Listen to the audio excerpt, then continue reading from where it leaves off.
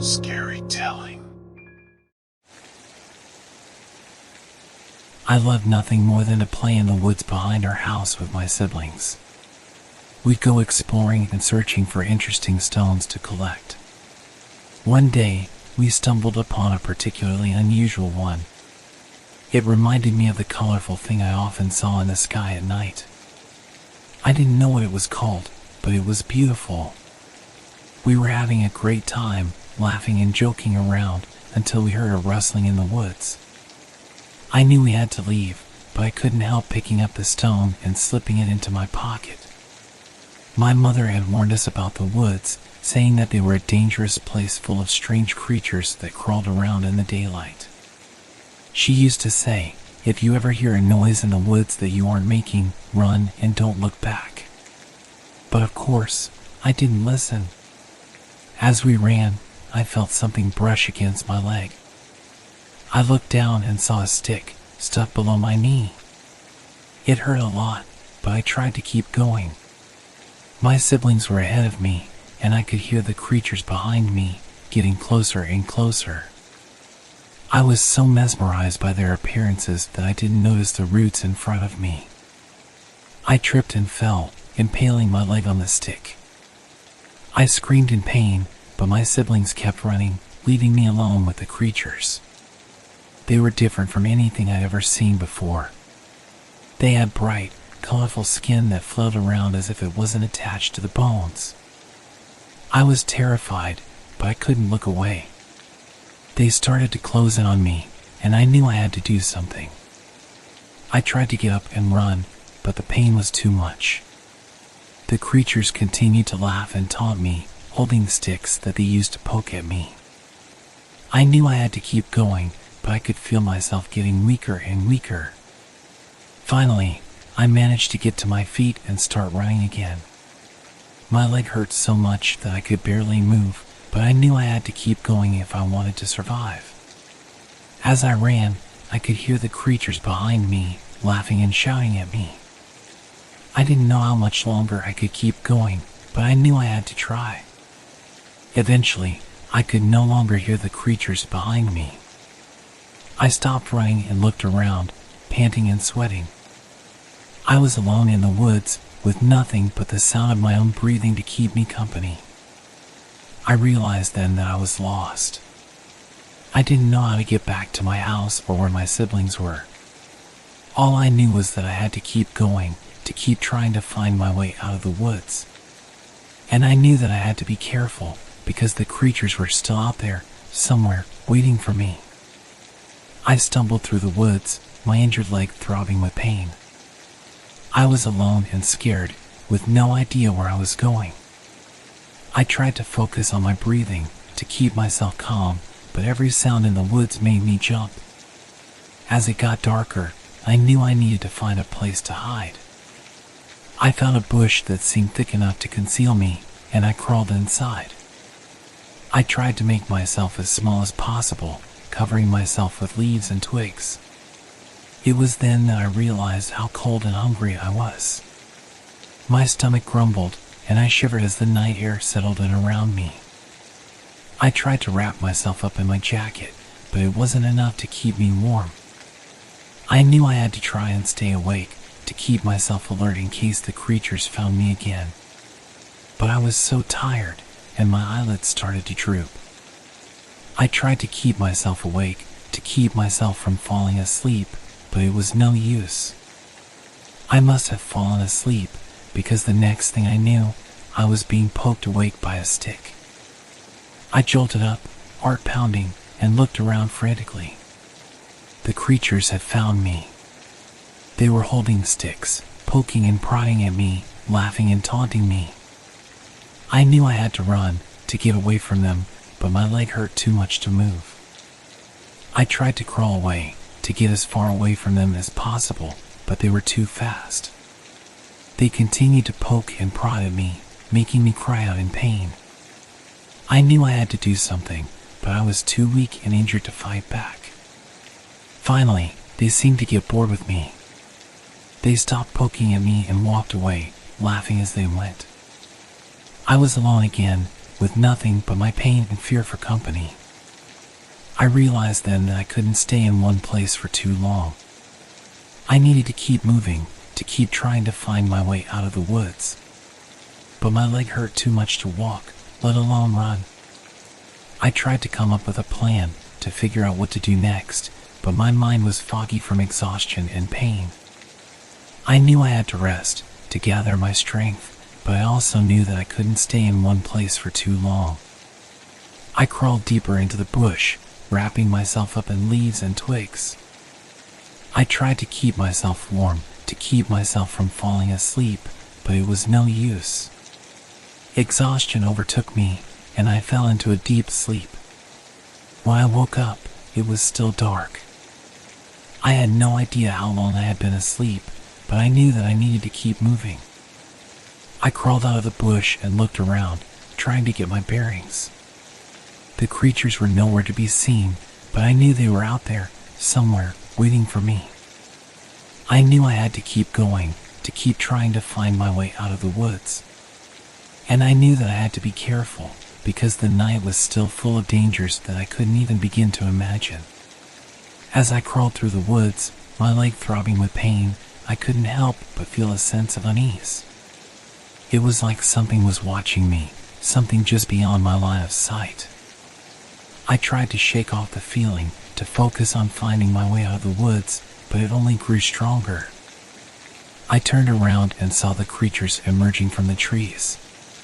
They were still holding sticks, and they were still laughing. I tried to crawl away, to get as far away from them as possible, but they were too fast. They closed in on me, poking and prodding at me with their sticks. I cried out in pain, but they didn't seem to care. They were just having fun, playing a game with me like a cat with a mouse. I knew I had to keep going, to keep trying to get away from them, but my leg hurt too much to move.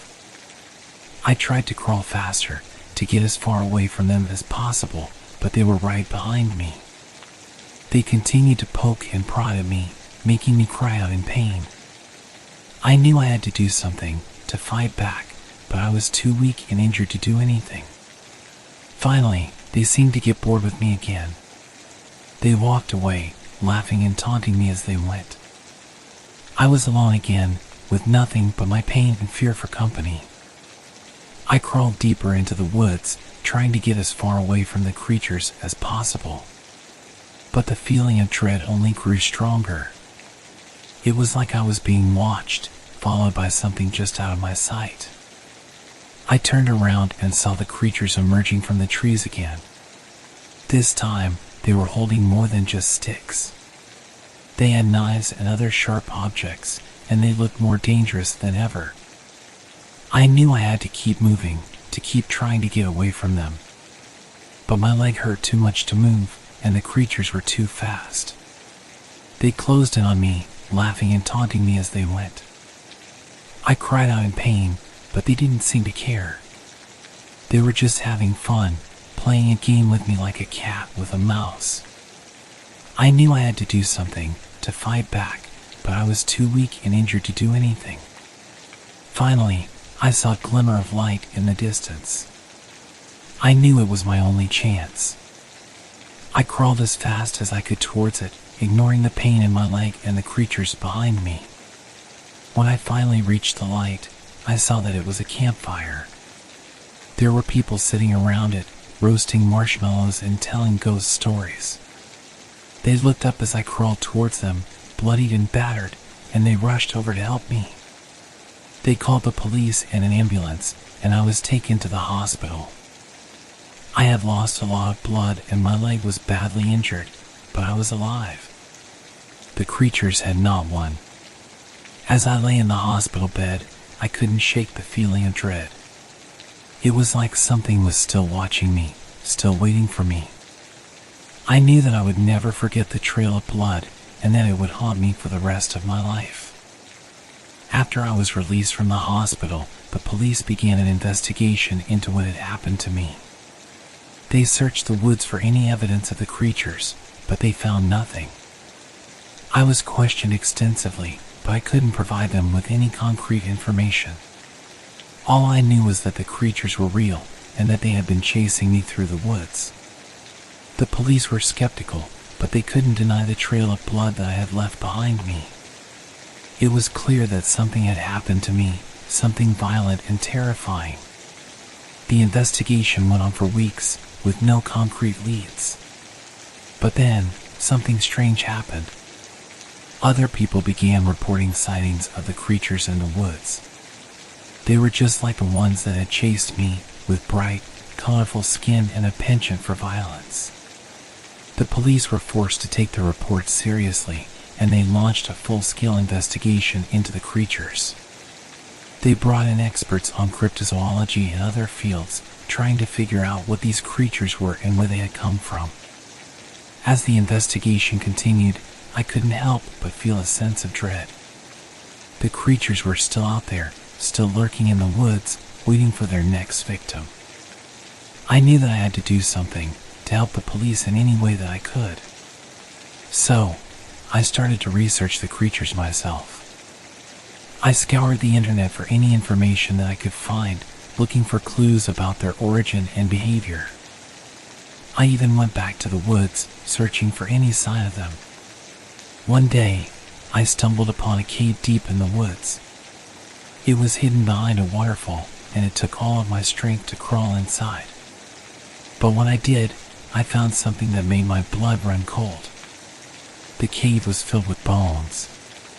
Human bones, stacked high in piles. And in the center of the cave, there was a nest of sorts. It was made up of sticks and leaves, just like the bush that I had hidden in during my first encounter with the creatures. I knew then that the creatures were more than just a figment of my imagination. They were real, and they were dangerous. And I knew that I had to find a way to stop them before they hurt anyone else. With the knowledge that the creatures were real and more dangerous than anyone had ever imagined, I went to the police with my findings.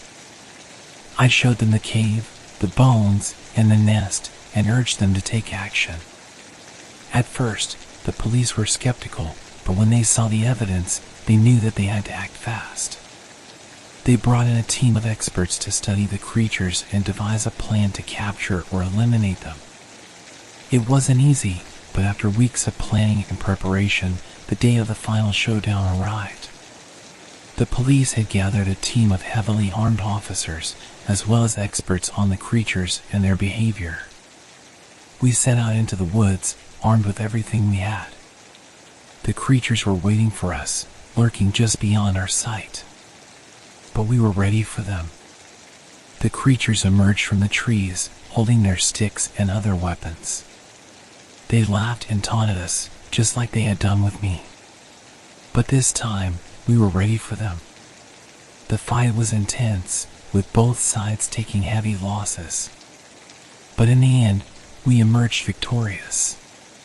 We had managed to capture or eliminate all of the creatures, and the woods were safe once again. As we gathered up the remains of the creatures and brought them back to the lab for further study, I couldn't help but feel a sense of relief. The nightmare was finally over.